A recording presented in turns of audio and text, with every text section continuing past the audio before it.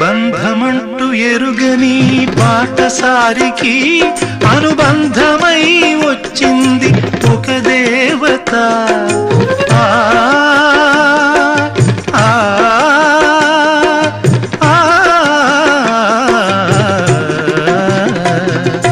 బంధమంటూ ఎరుగని బాటసారికి అనుబంధమై వచ్చింది ఒక దేవత.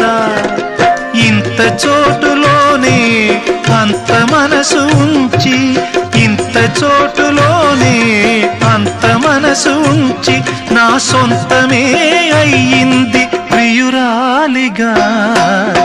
ముద్దబంతి నవ్వులో మూగ బాసలు, మూసి ఉన్న రెప్పలపై ప్రేమ లేఖలు.